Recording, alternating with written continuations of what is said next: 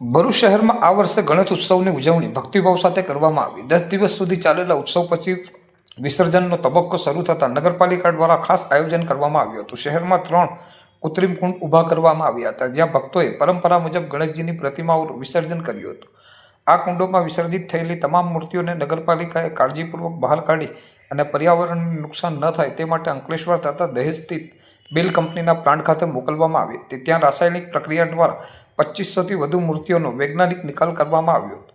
નગરપાલિકા chief officer Haresh અગ્રવાલે જણાવ્યું હતું કે અમે દર વર્ષે લોકોને પર્યાવરણ મિત્ર માટીની મૂર્તિઓ સ્થાપવા અપીલ કરીએ છીએ। આ વર્ષે આશરે 30% ભક્તોએ માટીની મૂર્તિઓ સ્થાપી હતી, જ્યારે 70% લોકોએ પ્લાસ્ટર ઓફ પેરિસની મૂર્તિઓ સ્થાપી હતી। પ્લાસ્ટર ઓફ પેરિસ પર્યાવરણને નુકસાન પહોંચાડે છે, તેથી આવતા વર્ષોમાં વધુમાં વધુ ભક્તો માટેની મૂર્તિઓ સ્થાપે તેવી અપેક્ષા છે। ભરૂચ નગરપાલિકા દ્વારા બનાવાયેલ કૃત્રિમ કુંડોમાં વિસર્જન થતાં નદી તળાવોમાં પ્રદૂષણ ઘટ્યું છે। સાથે સાથે મૂર્તિઓનો કચરો પાણીમાં ફેલાઈ ન જાય તે માટે સુચારુ વ્યવસ્થા પણ કરવામાં આવી હતી। નગરપાલિકાએ ખાસ ટીમ બનાવીને વિસર્જન થયેલ મૂર્તિઓને ભક્તોની આસ્થા જળવાઈ રહે તે રીતે કાળજીપૂર્વક બહાર કાઢી બેલ કંપની સુધી પહોંચાડવાની કામગીરી હાથ ધરી હતી। ચાલુ વર્ષે ગણેશોત્સવ નિમિત્તે વિસર્જન માટે ભરૂચ નગરપાલિકા દ્વારા દર વર્ષની જેમ કૃત્રિમ પોન્ડનું નિર્માણ કરવામાં આવેલ હતું, જેમાં જેબી મોદી પાર્ક ખાતે, મક્તમપુર અને જાડેશ્વર ગાયત્રી મંદિરની બાજુમાં 3 જગ્યાએ કૃત્રિમ પોન્ડ તૈયાર કરવામાં આવેલા હતા। એમાં જેબી મોદી પાર્ક ખાતે 5મા દિવસ, 7મા દિવસ અને 10મા દિવસનું વિસર્જનની વ્યવસ્થા કરવામાં આવેલી હતી અને બાકીના 2 કુંડ ઉપર 10મા દિવસના વિસર્જનની વ્યવસ્થા કરવામાં આવેલ હતી।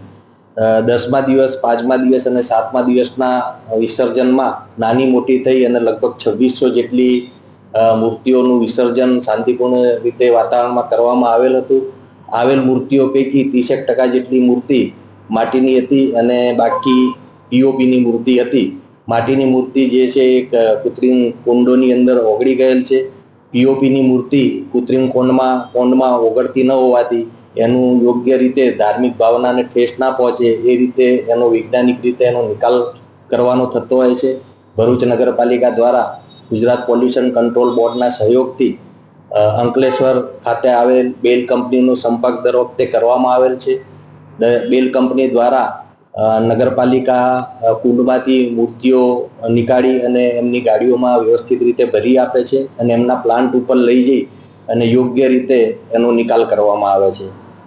સાથે સાથે નગરપાલિકા તરફથી અમે અપીલ પણ કરીએ છીએ કે આવતી વખતે ગણેશોત્સવ જ્યારે પણ કરવામાં આવે ત્યારે પીઓપીની મૂર્તિ સદંતર બંધ કરી અને માટીની જ મૂર્તિનો ઉપયોગ કરે, જેના કારણે વિસર્જનમાં બી સરળતા રહે અને વિસર્જન કર્યા પછી કોઈ પણ પ્રકારની ધાર્મિક ભાવનાને બી ઠેસ ના પહોંચે અને યોગ્ય રીતે મૂર્તિઓનું વિસર્જન થાય।